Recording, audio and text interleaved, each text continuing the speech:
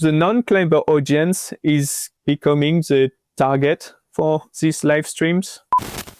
So bouldering in itself has a problem. Yeah, like it's 50 meters away, like you are working and people are having fun and there's some dude dying there in his sleep. After a live, I know what was wrong and what was not. What was not good. I know it right away. Welcome to another episode of the That's Not Real Climbing podcast. I'm your host, Jenny, and I'm excited to introduce my guest for today, Antonin Pharel. Antonin is the graphics operator for the IFSC. I know there's been a lot of complaints about World Cup broadcasts lately, so in this episode, I gathered all your hardest hitting questions over on the internet's biggest hater platform, Reddit. In this episode, we'll learn about why the IFSC chooses to use local production teams instead of their own production team and the difficulties that come with that, why graphics don't show up sometimes, and we'll hear about his thoughts on why the bouldering format is inherently broken for watching on TV. I hope you enjoy this episode with Antonin.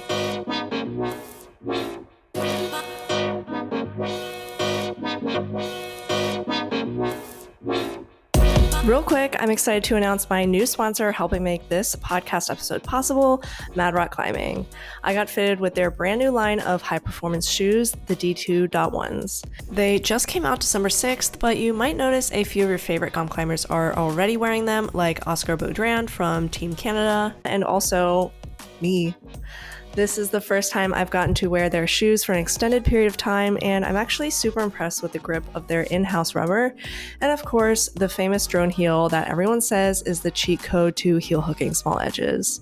Feel free to message me if you have any questions about the shoes or sizing, and you can use the discount code NotRealClimber for 10% off your entire Mad Rock order.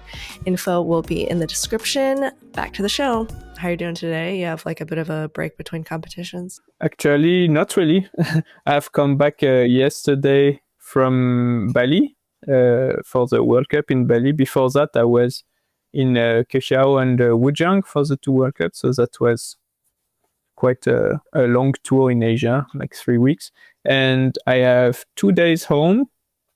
So I have arrived yesterday, and then I'm taking the car again because this weekend there are the French lead championships that we are covering also. So I'm going there this weekend, and Monday we take off to Brazil for the World Cup in Curitiba. So that's a good start of the season, like 5 weeks, 5 competitions in 5 weekends. And all your flight and travels covered for, right? Yes. So I have immobilized day, travel days, and everything is covered. So I don't have to pay for anything myself, and I'm paid to work, obviously.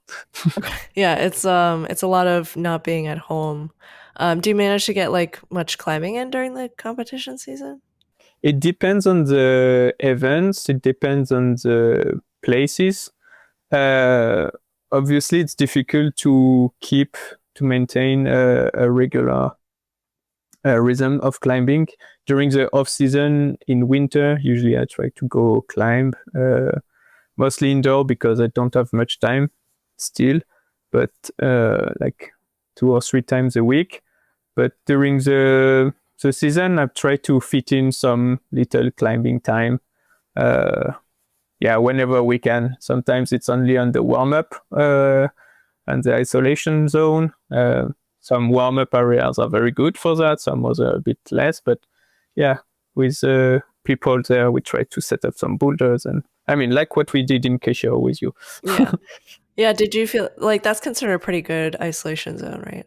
Yeah, that's pretty good one. Yes, it's not on like I think the athletes going to Wujang the week after they were complaining a bit because in Wujang, for example, it's a very very long wall. It's just a big traverse, but quite short. I don't think it's more than 2 meters high, for example, and it's not overhanging. So it's always the same kind of feature slabby, vertical, but slightly overhanging maybe. But even though the holds are quite good, you can't really do a lot of things on this kind of warm-up wall. So yeah, I know that the athletes are complaining a little bit about this wall, and yeah, we didn't climb there.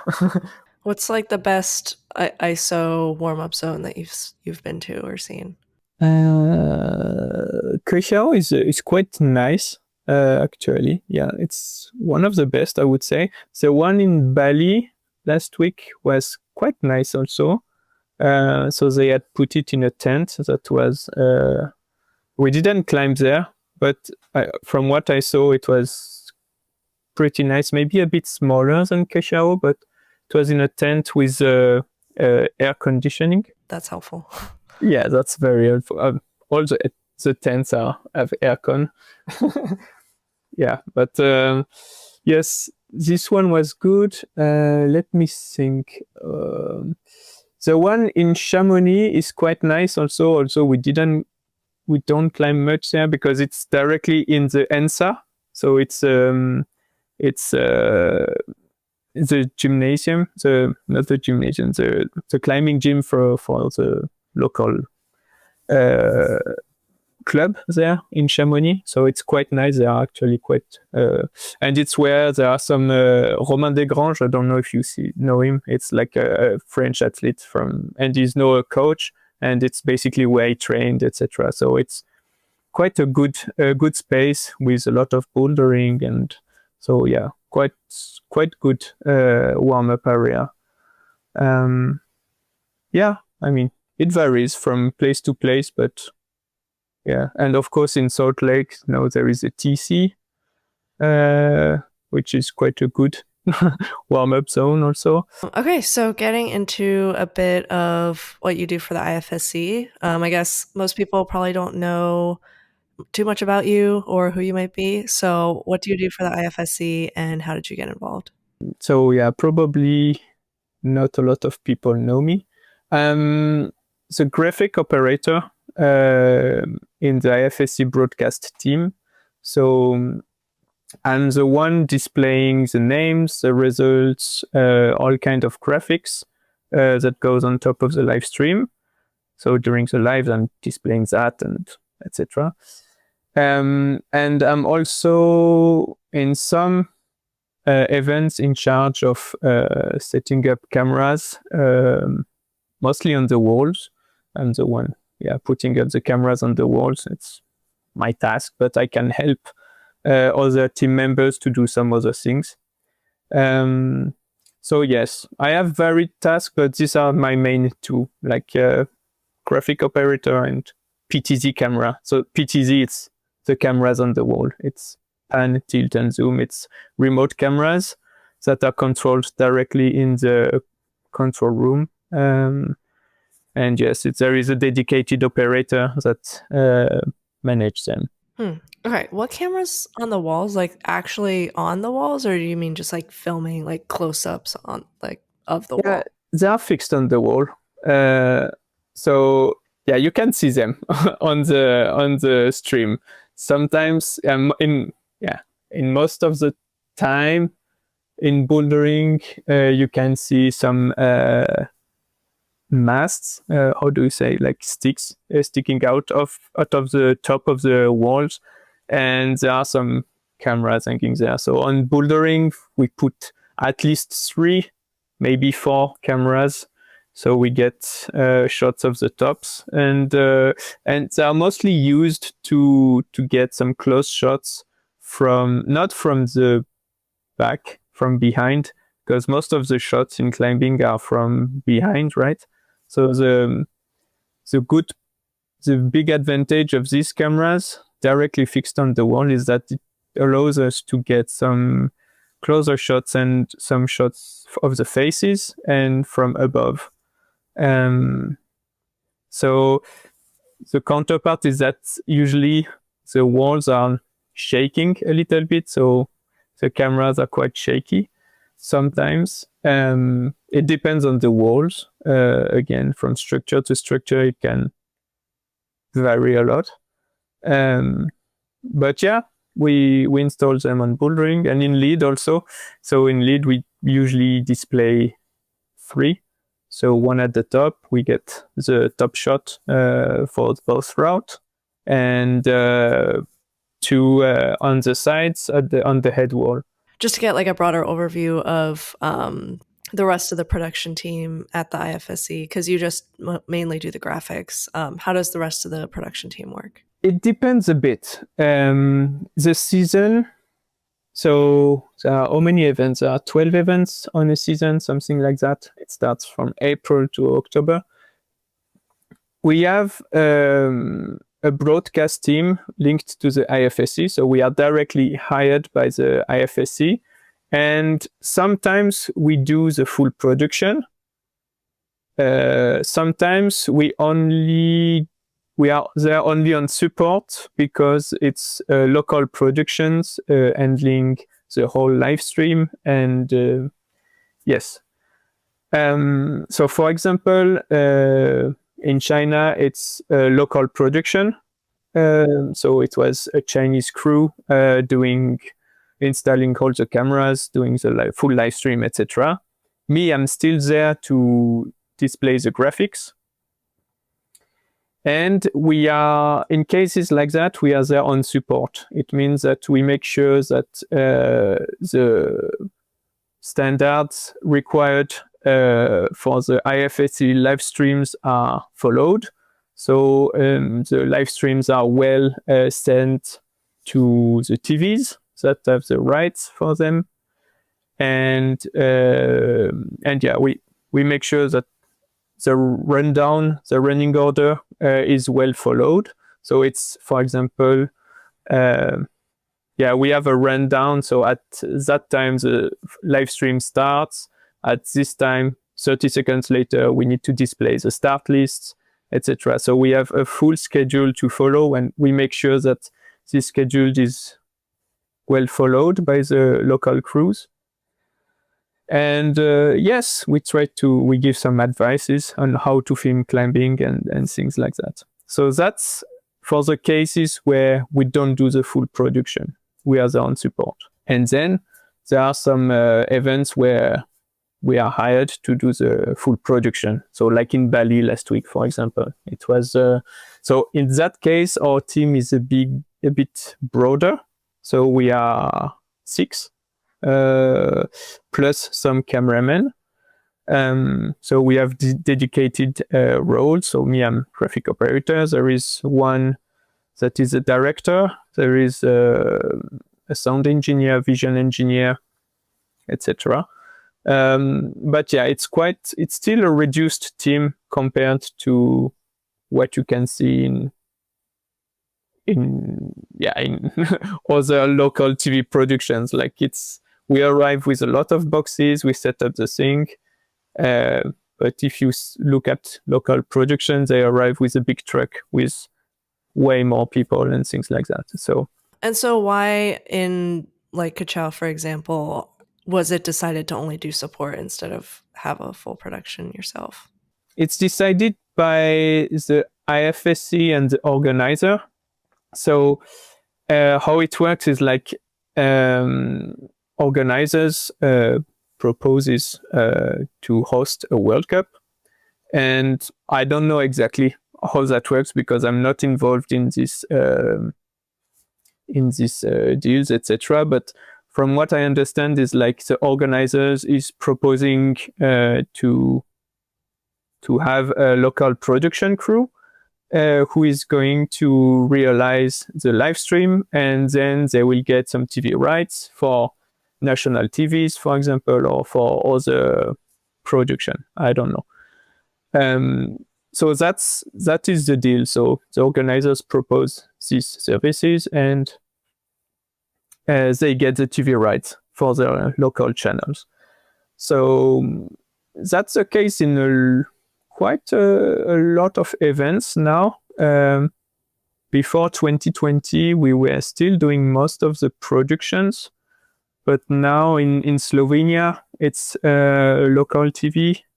In in the World Championships, it's local TV now in Seoul. It will be KBS doing that. So in China now, after COVID, it's local crews. But even before, the crew from the Olympics, for example, it was a Chinese production. And they were training in Chongqing 2019, I think, already. So this time already it was not us doing the production. But before that, until Wuzhong 2019, something, we were doing the production in China also. So you're like working towards doing fewer productions? Yes, we do fewer productions. I mean, this year, actually, we do quite a lot compared to last year. Because there are new venues and there are some organizers don't find local producers. So instead we do the production. So in Brazil, for example, it will be us.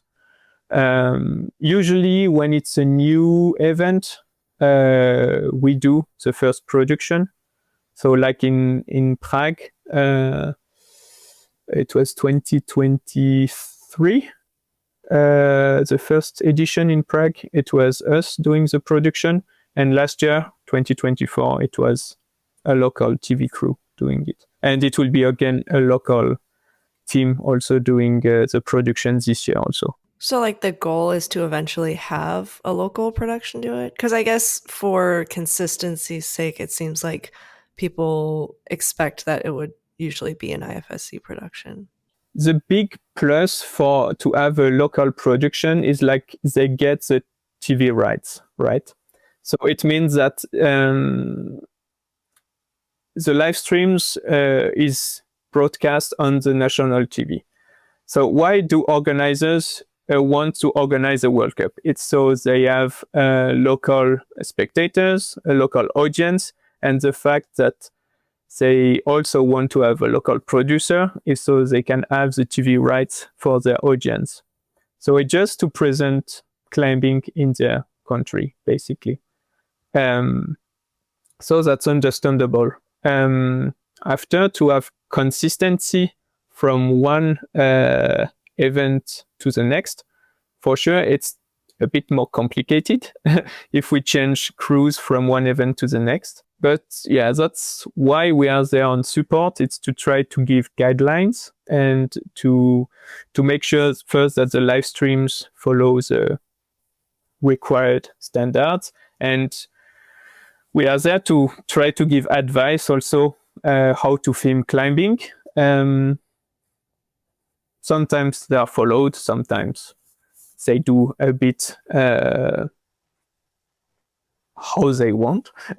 But usually it goes quite well after one live or two. If you look at the first live streams, there is an improvement from, let's say, semifinals to finals. In finals, usually it's quite better quality, while the first live streams, it's still a moment of trying and errors and trial, and from one year to the next, the productions improve also. So if they do every year the same production, they get they improve from one year to the next. Yeah, obviously there's a lot of like online discourse about how the production runs, what the broadcast looks like. I gathered some questions from Reddit, since I think that's where they have the most strongest opinions about the broadcast. And so, like, what guidelines specifically are given to ensure a consistent product? And also the big one being like the split screen issue that we saw in Cachao. Yeah. So, of course, we are here on support. So our first task is to make sure that the live stream is well delivered to the people paying for it. So deals with the IFSC, and usually the local crews are handling themselves the signal going for their local TV. That's the main task. Make sure that there is a live stream happening. Then the second part of our job is to make sure that to ensure a quality and of the live stream and consistency from one event to the next. And here we give some advice on how to film the sport. But we are often facing some issues, like the crews we are talking to. Sometimes they are well known in the sport. They are filming some sport at the Olympics, etc. And us, we arrive. We are only 3 people filming climbing. So us giving advice to these big crews of 40 plus people, it's sometimes we are not heard that well. Sometimes we have also some communication issues. So like in Kexiao, for example, we had an interpret. Yes, who was not speaking that well English either. So it's always a bit, and also she was not. So she was hired by the local crew, but she was not working in media. So it was the first time working with them. So she didn't necessarily knew the relevant words, like the specific vocabulary for what a wide shot is, what format of video this is, etc. So it's always sometimes a constant struggle on trying to be understood, trying to understand what is needed, etc. So that's a lot of meetings back and forth, for example. So that's another issue we are facing. And to make sure that there is a live and that the basic quality of the live is covered, we need to make sure that first climbing is filmed, and then we can introduce a split screen, and then so it's one step at a time to make sure that we can't in Kexiao we could not cover everything in one go for the semifinals and finals for the women, for example, but we could make it work for the men's the day after, and that's how we improve. And after, in Wujiang, the week after, it was the same crew, which was nice because we could start. We already knew each other. We knew how to communicate. We knew, they already knew the rundown also a little bit. So it was already easier to make sure that the live stream was following some guidelines like that. Another thing people on Reddit asked about was kind of about like the cinematic shots, like foot chips, hold close-ups. Is that direction from the IFSC, or do the local crews do that themselves? In the control room, there is a director, and sometimes he's switching the cameras himself. Sometimes he's behind and saying to his operator to, okay, camera 1, camera 2, etc. That's up to the TV crew to decide how much beauty shot, and like the direction is up to the TV crew. We can give some guidelines again. So keep, like, the main guideline is make sure that the cameraman keep enough space above the climber, so we have at least 2-3 holds above, so you can see where the climber is going. It's not evident for people not knowing the sport. Sometimes they center the climber, and so you see holds below. No, you need to leave some space above. It's just simple things like that. And the thing is, like, the TV crew is in the end the one. The director is in the end the one taking the decisions of how the live stream looks like. So if there is a director very happy with this setup, with big lenses, with cameras being able to zoom a lot on small holes, and maybe some crane doing some very nice moves along the walls and things like that. Of course, he will want to use these tools. They are quite expensive.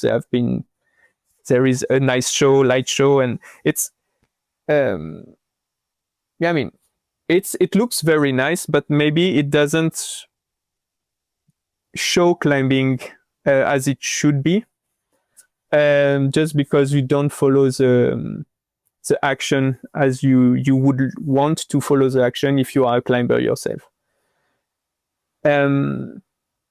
So in my opinion, close shots like that, they should be maybe 2 seconds on air, 3 seconds at max. If you have an action, like if the climber is moving, you want to show the hold, 2-3 seconds. If you go more than that, of course, you lose something. But again, that's difficult to say to some directors. And of course, you could keep that for replays, and usually these directors, they use replay a lot, just because they have a lot more shots, a lot more cameras than we do, for example. So they have a lot of mean at their disposition, and the replays are usually quite long, which also cuts the action. So the next athlete needs to wait to enter, for example, and you have longer live streams, for example. So that's also something that could be smoothened a bit. But yeah, again, it's the last decision is by the director in the end. Yeah, I wonder if you could just tell them, like, climbers will go and grab their chalk a lot, so that's like a good time to show replays or like close-ups. Yeah, I mean, there are some directors who put some replays even during the 4 minutes in boulder finals, like while people are resting, they put some replay, etc. There are some crews that have like 2 or 3 replay operator preparing replays all the time.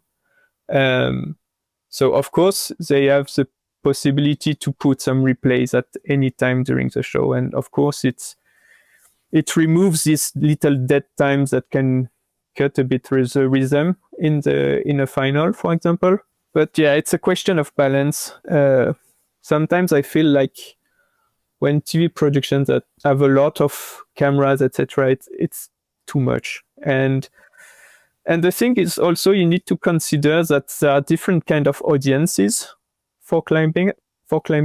Most, like, we are climbers, so we know what we like to see. We usually like to see a wide shot, and you see the full climb, and then you see the full movement of the climber.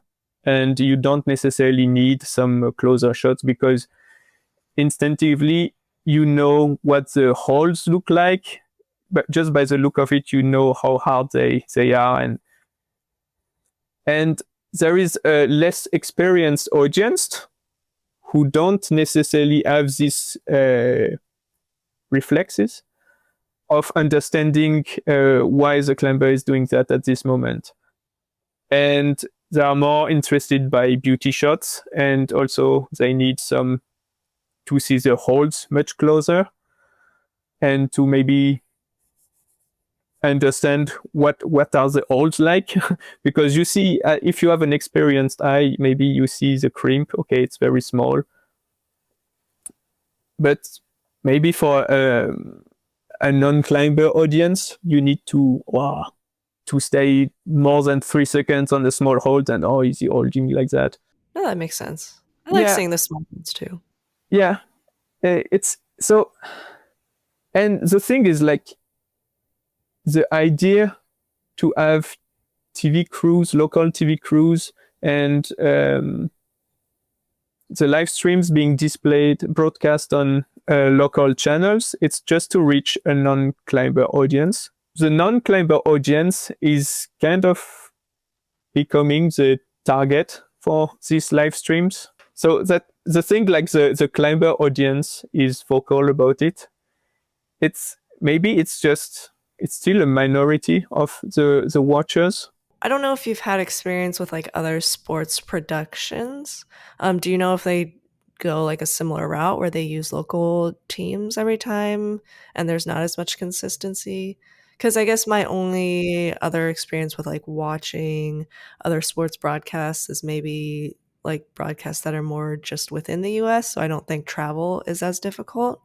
But for more like global productions, I guess maybe like F1 or something like that. I've never watched it, so I don't actually know if they're consistent or like have consistent angles or anything like that. Do you have any like comparisons on what other TV productions do? So my team is working with the IFSC since 2016, something like that. So and me, I've arrived at the IFSC in 2018. And so I'm covering most of the World Cup since then.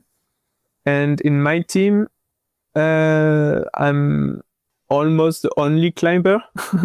So yeah, but they are quite experienced, especially the director is very good, and he understands the sport quite well. He's quite invested in it. And I think he is very good at just covering the sport, in my opinion. So it's not a problem that he's not a climber.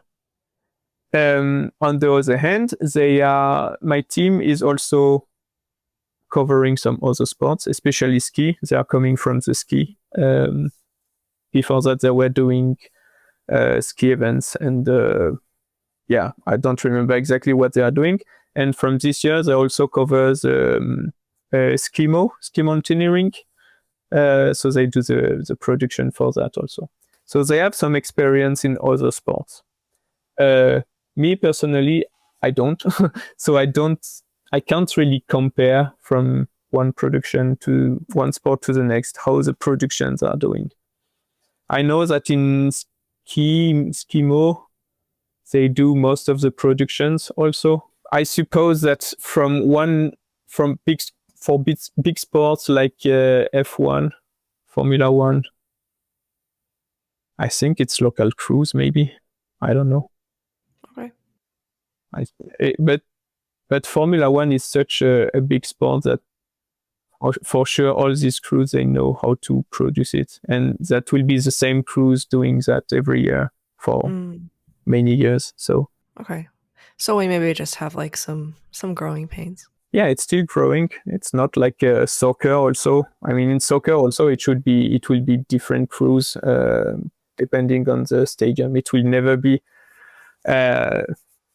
many trucks moving around Europe, for example, to cover. It will be local crews all the time, I think. Okay. But it's not a problem because the sport is so well spread that there is some theory behind it. Like, okay, there is this and wide shot, then there you can go close shot and things like that. It's not like climbing has been theorized yet to cover it. Yeah, I guess we just kind of need that time for it to be to like come up with a consistent, maybe like a baseline of what it should look like.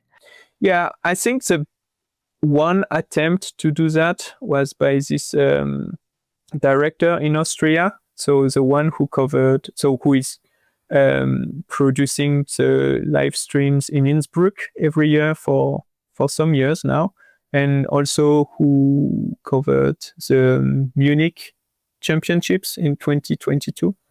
I think he is quite invested in pushing the sport on how to broadcast it. And I think he had it's the first attempt to really theorize it on AAA production, because I can't say that our crew is AAA. I mean, we are 6 people plus 4 cameramen, so we can't pretend to be like the big production that produces national TVs every week, and we don't have a big truck, etc. So we might have some theories, etc., but Wait, but what does AAA mean? Yeah, like big production, like Oh, okay. yeah.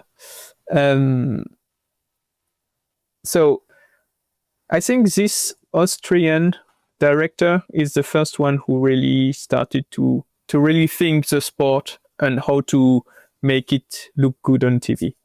And I think more and more producers will do that. I think in the Czech producers also in Prague, they are quite interested in showing climbing, just because maybe, I don't know, there is Adam Ondra also, and he's a national legend also. So because of that, like, because climbing is so well spread in Austria, because there is Adam Ondra in Czech Republic, and maybe also because there is Janja Garnbret in Slovenia, all these producers, they are interested in the sport directly, and because they are doing it over and over year after year, I think in the end there will be a quality rising up like that, just because the experience is building up. But if you do one event a year, of course, you can't have it.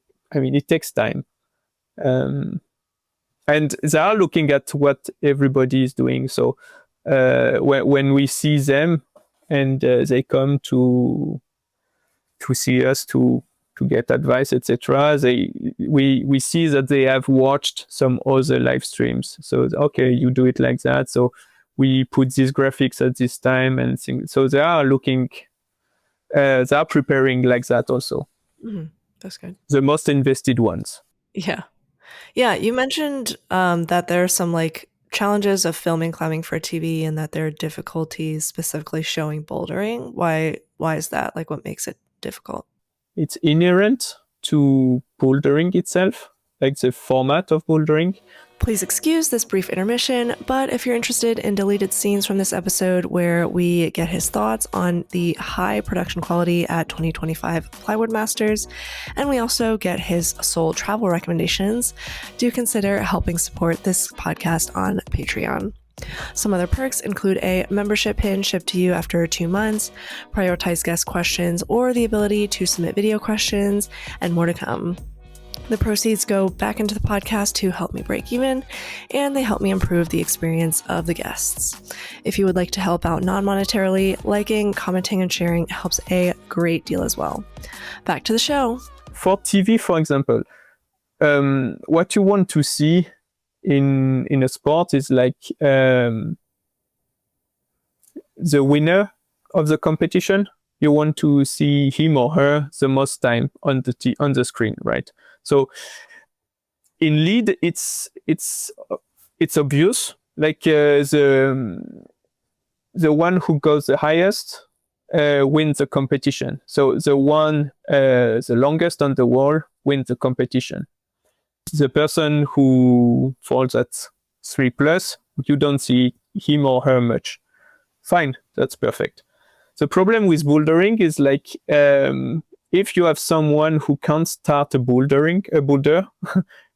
and can't establish the start position and struggles for 4 minutes straight on the mat, it's boring. And then you have Yanya arriving, and she demonstrates how to do every boulders. She's there on the mat for like, on the screen, she's 2 minutes on the wall for 2 hours of live streams. I see. So there is for bouldering, the shorter you are on the wall, the better you do. You are probably the winner. And it's not exactly what you see in most of the sports. In most of the sports, the winner is the one who has the most attention, who gets the most shots, the most time on screen, etc., etc. So bouldering in itself has a problem. It's not exactly from a climber point of view. In my opinion, it's the most interesting to watch, just because it's so varied. Like you have slabs, you have overhang, you have every type of move. some people complain that there are some too weird moves, not enough outdoorsy moves, not enough old school moves. But in the end, you have all these moves anyway in boulder. Maybe sometimes it's not balanced enough. Maybe sometimes there is too much of this type of move and not enough of the rest. But if you compare bouldering to lead is always overhanging. You will never have a slab in a lead competition, for example. It happened maybe in the 90s and the first competitions, and people were just finding weird rest positions and they were staying on the wall for 13 minutes, 30 minutes. Oh, and God. People because there was no time limit also. So, Oh, that's terrible. yeah, exactly. So they were climbing up, they were climbing down, checking the moves, going down and resting forever. Oh, that sucks.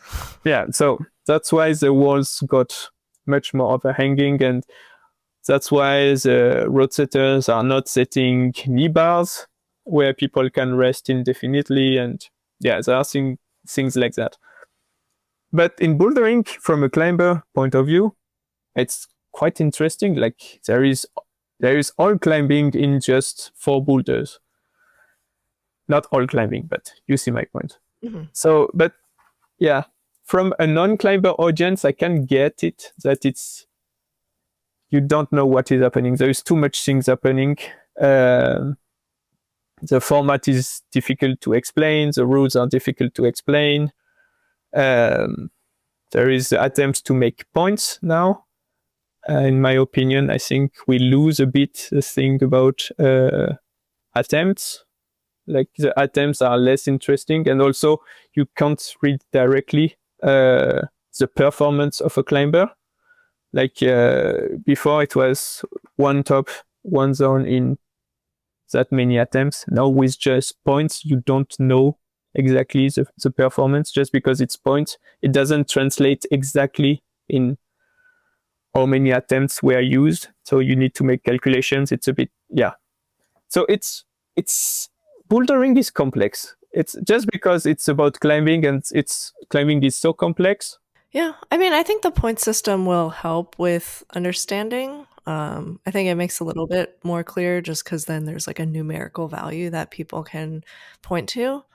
But yeah, I guess I do see the issue with like the star not really getting that much screen time.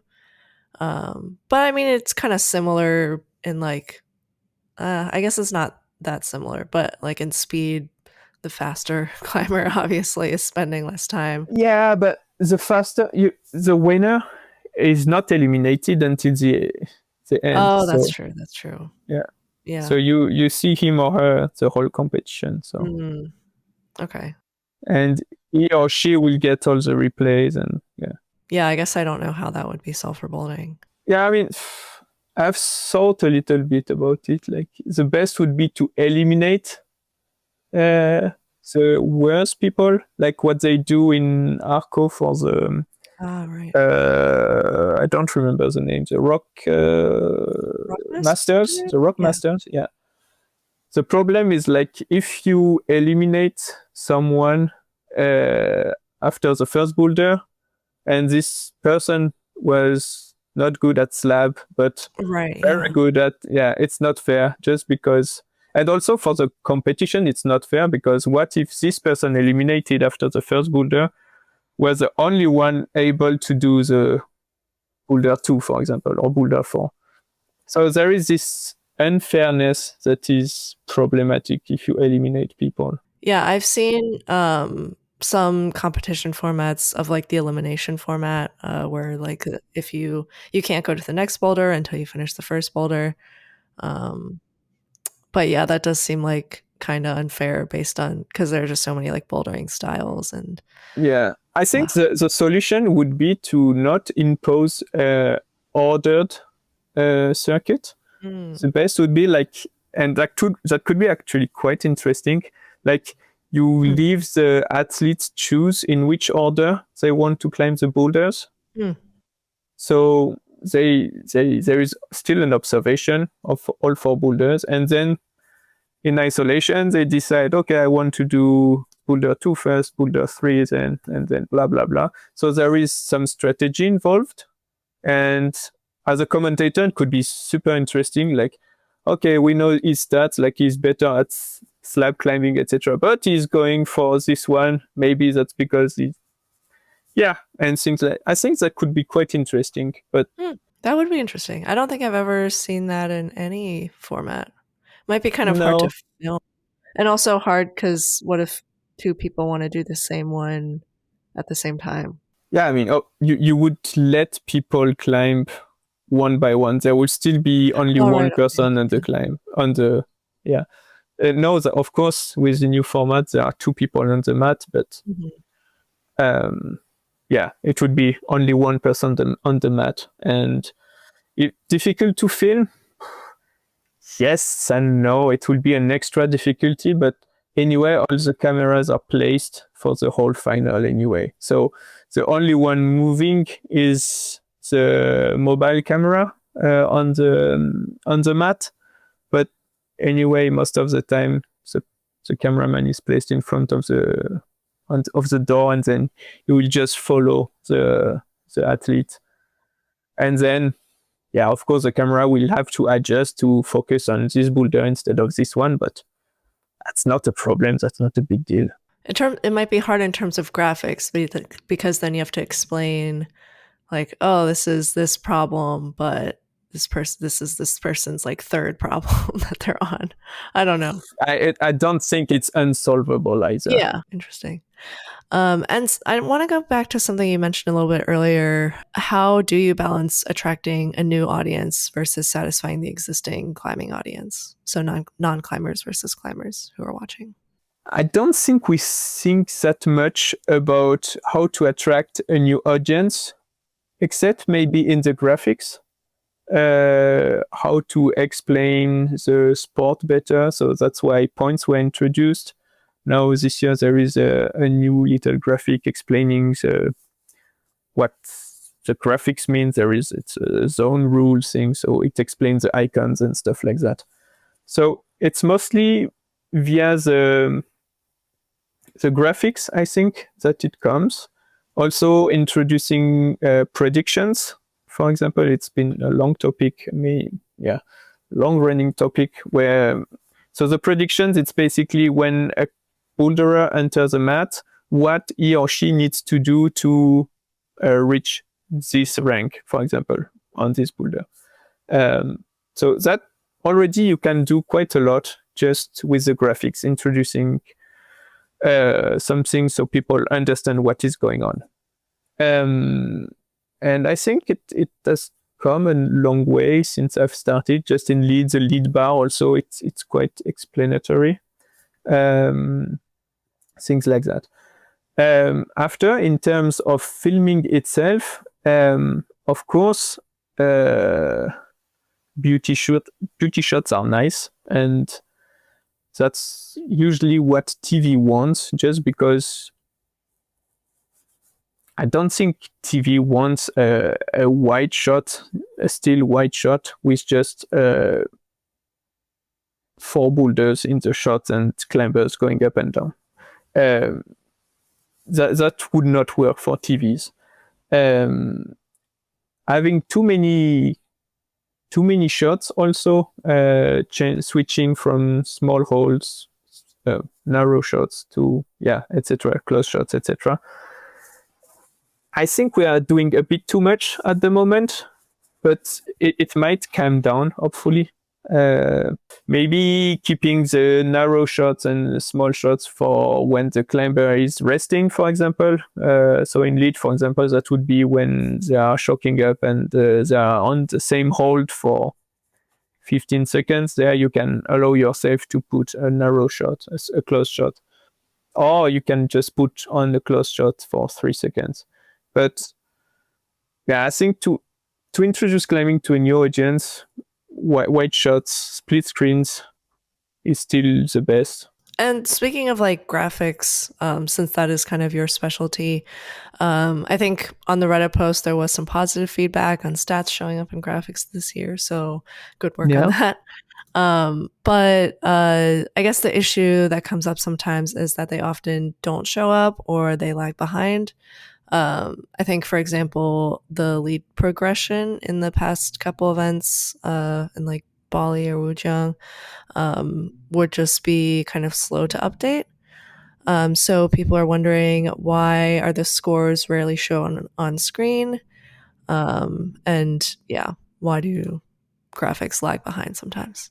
Yeah, so the new graphics, it's a new graphic solution. It has been developed this winter by a new team of developers. So it's a new production doing them.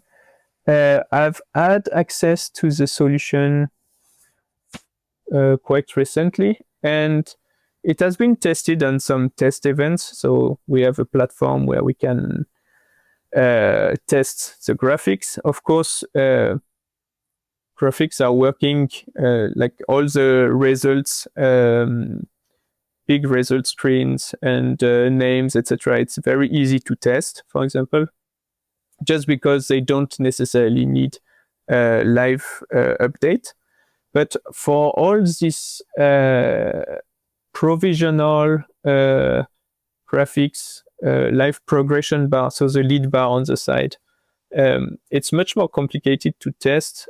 And of course, you can do that and simulate some events. But like, for example, in China, I had some problem with the internet connection just because of the Chinese firewalls. It was, yeah. I think it was blocking the access of the platform to, I mean, it was slowing it down, or yeah. So there are things that we can't foresee in the tests, and because it's a new solution, I have a team on support during the live stream, so I'm exchanging with them constantly, and I'm giving them feedbacks on where it updates and where it does not. So they just improve that. So there was some tests, and then, like in any development, like I'm working also beside the IFSC, I'm also working on some applications and stuff like that. And we can make as much test as we want. Nothing beats the live the live event. Like, you will always find bugs. Like me, for example, trying to display that at some weird moment just because there is a dead time and the live progression was not meant to be displayed at this moment. So like in between, for example, two climbers, and there is no active climber, and then of course the active climber is not on the lead bar, and it should appear. So just weird things like that. So yeah, we are exchanging a lot of feedbacks. It will get better event by event, and it's already much improved, I think. And another thing, like why it's not updated, it's better now, but sometimes the judges, they just input the scores at the end of the run, for example. So because the judges, so there is one having the tablet and making the plus while the climber is going up, for example, and then there is another one having the topo of the route being printed and following with the finger the progression of the climber. And I don't know, maybe if the judge with the tablet is not sure of where he is at the moment with his hold number, he has to refer to the topo, etc. And that can take some time. It's also an explanation sometimes, and sometimes they don't update right away. They input the result at the end. So when the climber has fallen, they check, they make sure that the result is correct, they make it official, they put it in the tablet. Then we have the result only at the end. So sometimes I'm sending a message and the judges are being told to input the result live. So yes, there are reasons. but different. Sometimes it's user errors, sometimes it's Yeah, another thing people were wondering about was, or people were asking for, was seeing scores show up on screen more often. Which, yeah, I think that's a fair ask. It mostly depends on how the director is filming the climbing. If he or she leaves enough space for the scores. Right. If he or she, I mean, now we have in bouldering, we have the split screen now that has been mostly introduced for the men's semis in Kexiao.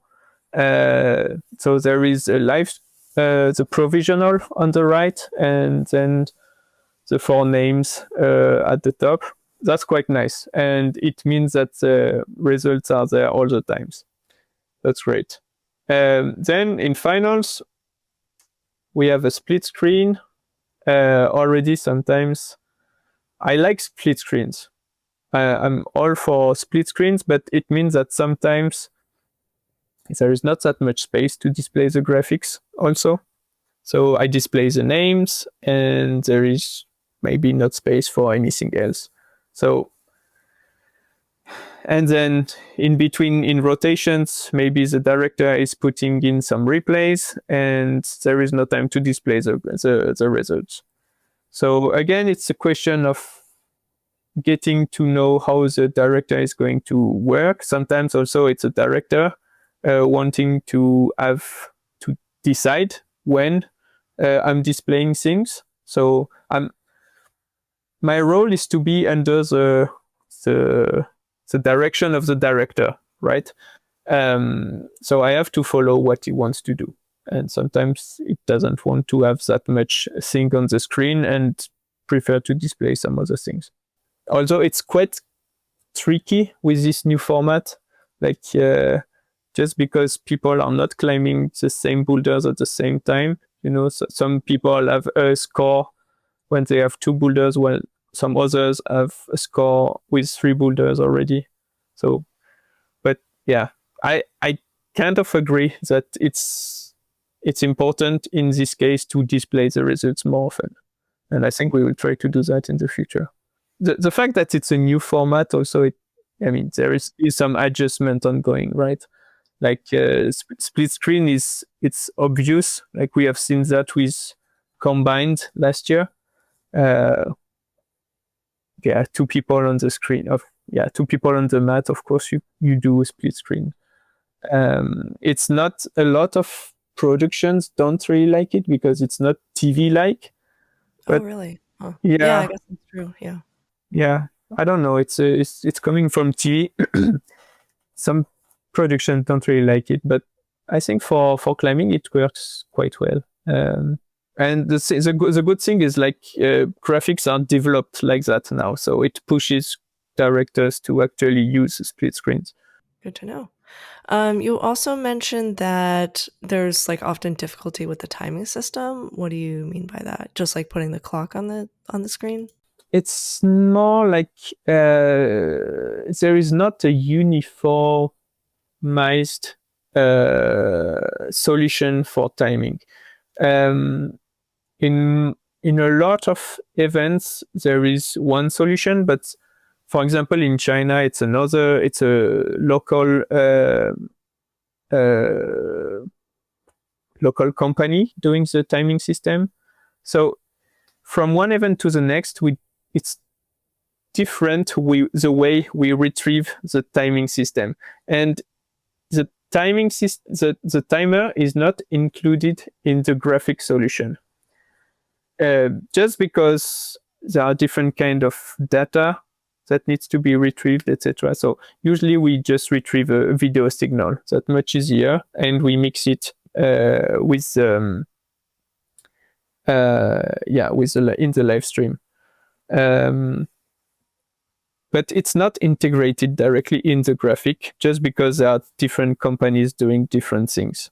Now we know most of the system used in the different World Cups. So yeah, there is no problem to retrieve at least the video signal. And from this year we do 2 clocks now on semis, lead semis, which is finally a good improvement. Okay. Yeah. The big problem is like there is not a uniform clock, but that's also normal. Like there are some organizers that have been using this system. The organizers are providing everything so that the competition happens, right? So they provide the walls, the holes, etc. And they also provide the timing system. So if the local organizer is used to work with this timing system, of course, they have the LED display with it. They have all the material, because it's not a light system. Like sometimes you need to it's not like the graphic system that comes with on 2 computers. So there are a lot of cables involved. There is a team dedicated to put on the timing system. So it's not like you can move a timing system team from one event to the next. It's the organizers who have to provide that. So that's why the broadcast team of the IFSC, have to adapt to what is provided by the local organizer. Yeah, I didn't know it was so difficult just to, I don't know, just to put up a time. Yeah, I mean, for boulder and lead, it's quite easy, but for speed, you can't really make anything. I mean, it needs to be certified. All this timing system are certified IFSC, but it's still local. It's local things. And big federations, the CMA, for example, the Chinese Federation is working with this timing system. Some others are working with Dicron, and and all these timing systems are certified to be able to be on the World Cup. Well, I think that covers most of the complaints people had. So yeah, I hope I gave some explanations. Yeah. Okay, so now for something a little bit lighter and maybe more fun. You've traveled with the IFSC a bunch. You go around to all the World Cups. So I started since 2018, and since then, yes, I've done most of the World Cup. Yes, whether we do the production ourselves or we don't. So just because I'm the graphic operator, I'm basically always there because they always need some graphics. Yeah, that makes sense. So yeah, that's like a lot of traveling you've done. Does anything stand out to you in terms of like what makes traveling difficult, or like any crazy stories you have while traveling? Yeah, so when we do the production, we usually travel 6 people, and it depends whether we hire cameramen locally. So maybe it's local cameramen that we need to train specifically for that. But when we travel by 6, for example, we also come with all our gear by plane. And it means that it's a lot of boxes that we need to declare to the customs, to move around on trolleys in airports. People think that we are a music band and stuff like that. And so it's not like we can arrive 1 hour and a half before the flight. So we need to arrive quite a long time before, and we need to, like yesterday, I spent, I don't know, 4 hours more when we arrived from Bali, just the time to retrieve all the boxes, make sure that everything has arrived, declare it at the airport, then crossing the border to go back to France and need to declare it again, and load everything. So that's quite a lot of work to move all these fragile items like that. And we usually travel with one company only, just to make sure that we have a direct line.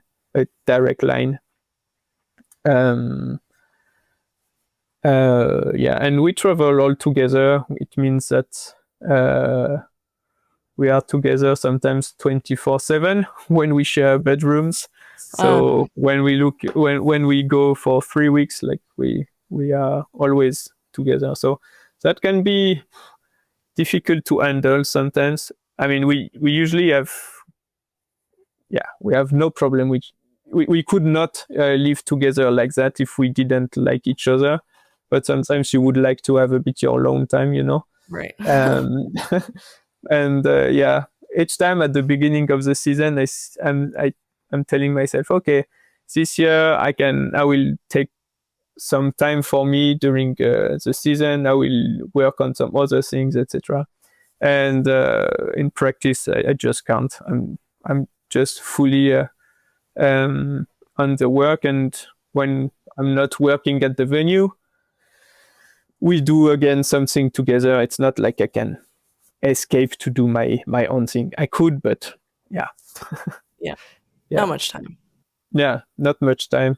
And yeah, it's quite strange to be home again. It's a lot of busy feeling all the time when I'm away, and then coming home, like there is this, that sudden slowdown, and okay, what do I do now? I'm a complete different rhythm, and it usually takes few days for me to adapt to the new, to slow down again. Yeah, I think Matt said a similar thing. Yeah. Just weird being home. But yeah, Matt, it's even worse because I'm doing most of the events. This year, I'm not doing all of them because the season is quite cramped. So, like the beginning, all the events are concentrated at the beginning of the season. There is not that much after August. So I'm skipping some because like I'm not going for the US, for example. So because I have 5 weeks in a row already. So yeah, sorry. I thought I was going to see you again in Salt Lake. Darn. Yeah, sorry. But so this year I've decided to take some time off. But for Matt, it's even worse because he's not stopping. He's not replaced. He's doing all the World Cups, and I mean, even in between events, he's not going home. He's doing some other things, and I cannot understand that it can be hard to slow down if you have so few time between events. Like it's difficult to readapt to the rhythm all the time. So. Oh yeah, for sure. Like I have 2 days. I'm not going to slow down much because I'm just leaving again Friday. So I'm just doing a lot of things when I'm at home. Yeah, makes sense. And it is a shame that you won't make it to the US World Cups. I know you mentioned you had like a weird experience in the US at Salt Lake. Yeah, it was a bit weird indeed. So last year it was in the TC, but maybe the year before, so 2023, the venue was located in a park. I think it's Pioneers Park. Yeah, Pioneer Park in the middle of Salt Lake, and it's usually a park where there are a lot of homeless people. And they were pushed for the competition, and the venue was enclosed, so there were some fences around, and so around the venue there were still a lot of homeless people. And one day I went to the venue early in the morning, and I didn't have much to do until the afternoon or something like that. So I just did few things, and then I had time to go climb because I wanted to go to the bouldering project. I don't know if you know, so it was like, 20 minutes away from the venue. So I take my climbing stuff. I go to the bouldering project, and just leaving Pioneers Park, I passed by one man who was just sleeping under the trees, etc. And I remembered that passing by him, I looked at him and I saw that he didn't look very, very well. Yeah. Yeah. So I went climbing. Nice session. I don't know, 2 hours maybe, something like that. And got out. Started to be quite warm. And I remember passing by another guy that was sleeping in full sun, etc. But he didn't look very well either. Continued on the avenue, and there was some policemen who had caught a woman. They had just grabbed her, and I don't know, she was screaming like a mad. And she apparently had just run down the avenue naked. And there was a friend on the other side of the road, and he was yelling at the police also. So I thought, okay, that's US. Okay, why not? Yeah. Yeah. Now that I'm thinking about it, that does actually happen.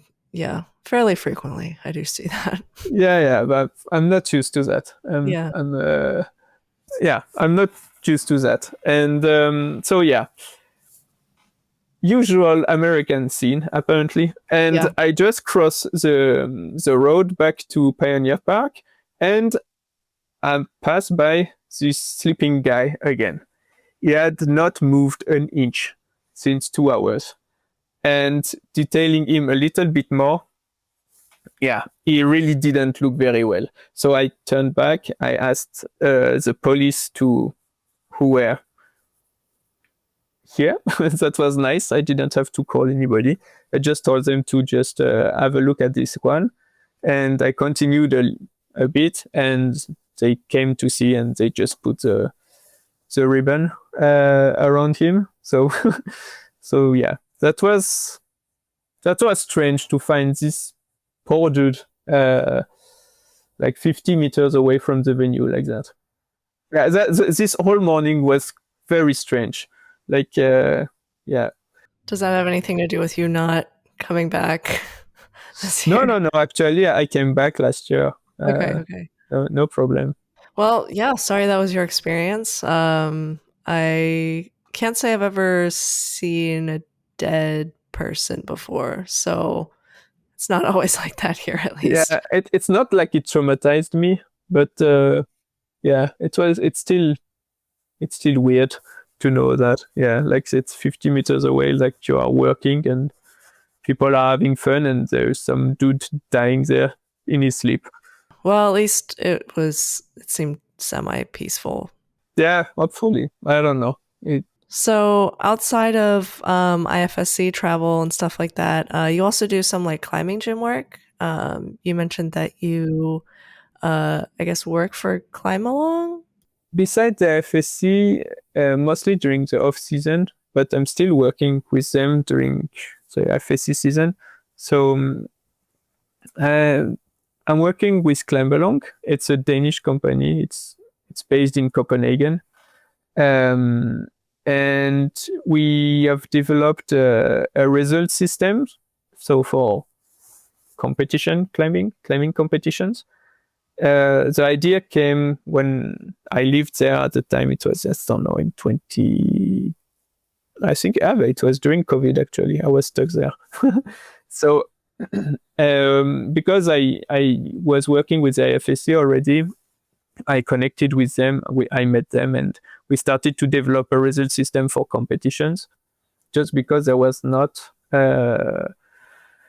any result system used by the federation at the time, and so we wanted to develop something. The idea was first to propose some data for live streams, because I wanted to display more data during live streams, like predictions for bouldering and stuff like that. So the idea came from there. And then from one thing after the other, we developed a full competition platform. And now we are working with some federations, so mostly in Scandinavia, but also over Europe, like in New Zealand also. And we also work with some climbing gyms in the US, actually, in movement. Yeah. And then we have started to work on another product, which is called Spot. And the idea is to put some cameras in climbing gyms.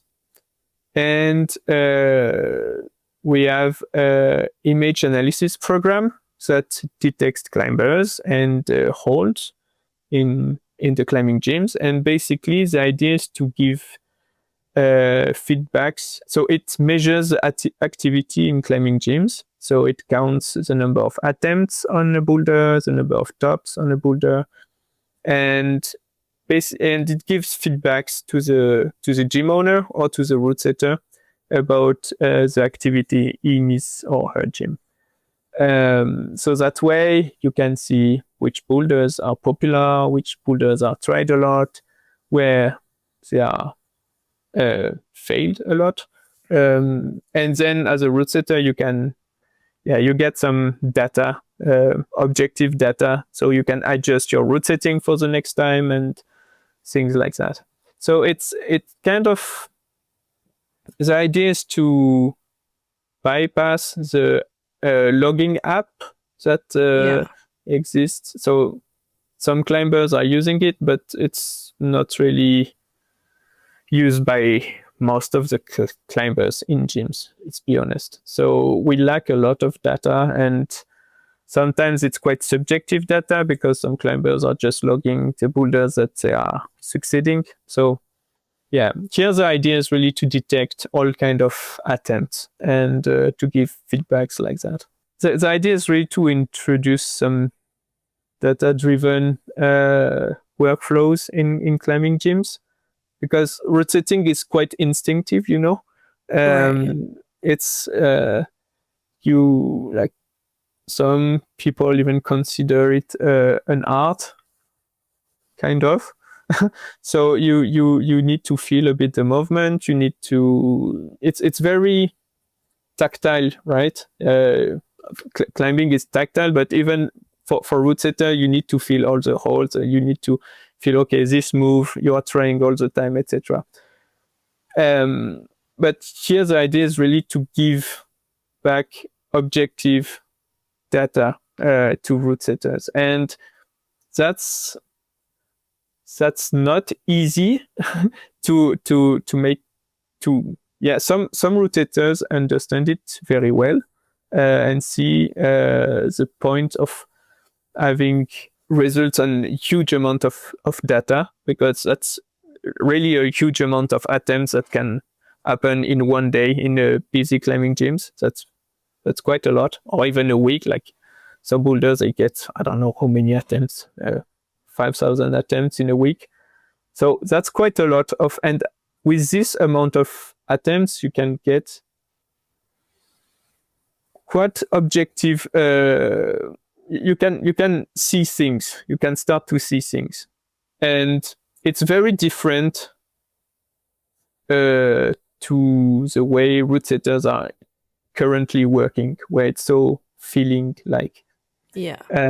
So introducing data-driven workflows in such artistic work, it's quite a hurdle, but I think it will work, because after that we can maybe look into maybe the use of holds, for example, which holds are used a lot, which holds are being, what's the life expectancy of holds, can they withstand that many foot placement on them and stuff like that. So you could start to gather quite a lot of data on how efficient your gym can become. Did you work at a climbing gym before? I just haven't really thought about a lot of these things in climbing gyms. No, I've not. Actually, I've not. But yeah, we have talked to a lot of route setters and see how they are working. And there are many different workflows from one country to the next, from one gym to the next.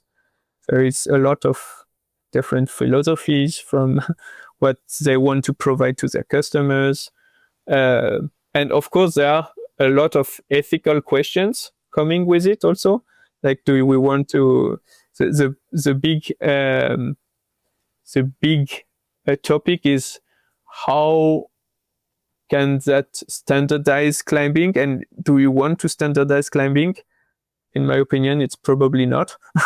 I think climbing is so nice just because there is so much diversity in climbing.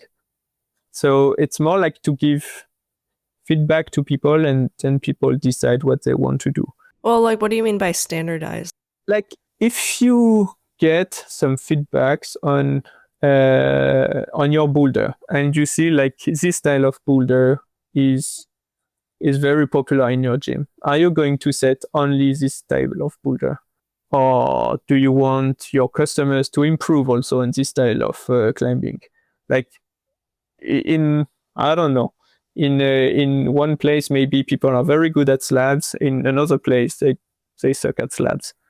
Do you want to still set slabs and so people get better at slabs, or you want to completely remove slabs from your gym and your customer just gets the tops they need? Yeah. Yeah. So that, I mean, it already happens. There are some gyms who don't want to necessarily have slabs. Makes sense. Yeah, that's a cool project. It's quite interesting. Yeah.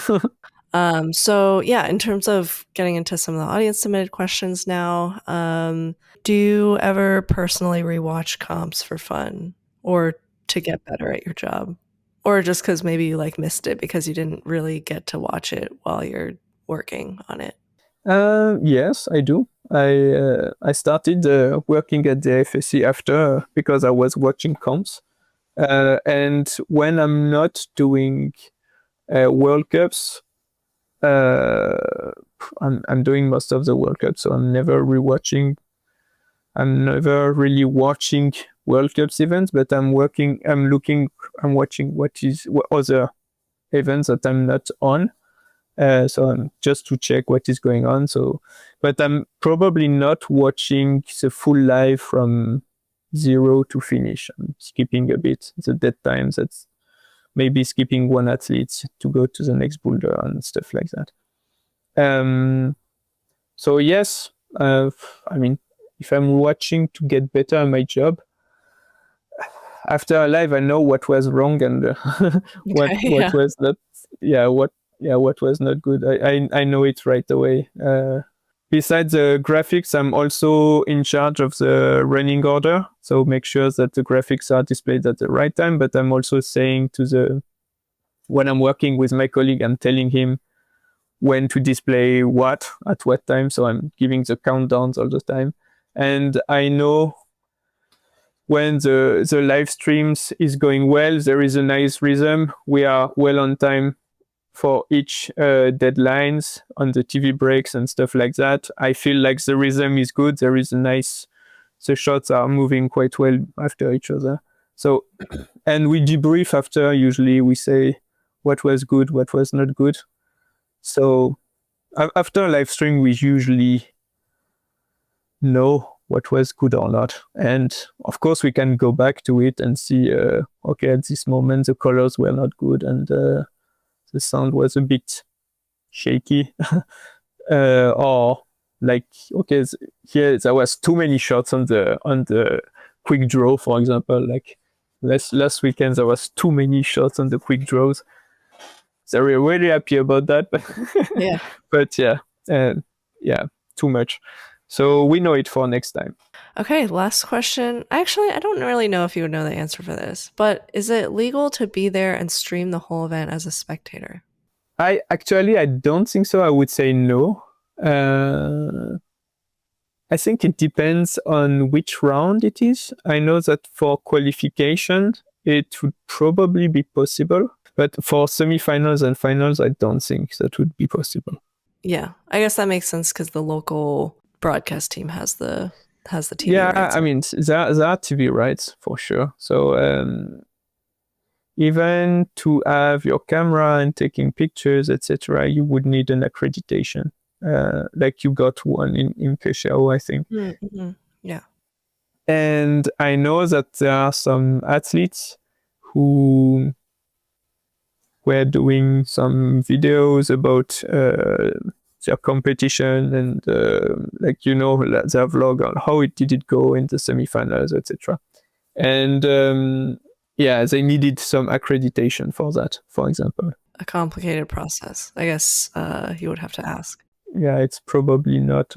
If you want to install a camera on a tripod and to film the full qualifications, maybe I think they would be okay with that, but you would need to ask, I think, before. For semifinals and finals, probably not. Cool. I think that is all of the questions I had then. Thanks for joining me today. Is there anything you want to shout out or let people know where they could find you if they have further discussion topics? Yes, I mean, I have a quite confidential Instagram, but if you want to trash me on Instagram now, I'm Antonin Pharel. So okay, I will leave the link in the description. Any last minute thoughts, or you feel like you got everything out there? No, I think we have covered it, most of it. Yeah, I will do my best to improve the productions, but yeah. Good to hear. All right. Okay. Thank you again. And it was amazing to talk to you. Yeah. Thank you very much. Thank you so much for making it to the end of the podcast. Don't forget to like and subscribe if you enjoyed. Otherwise, you are a super fake climber. If you're listening on a podcasting platform, I'd appreciate if you rate it 5 stars, and you can continue the discussion on the free competition climbing Discord linked in the description. Thanks again for listening.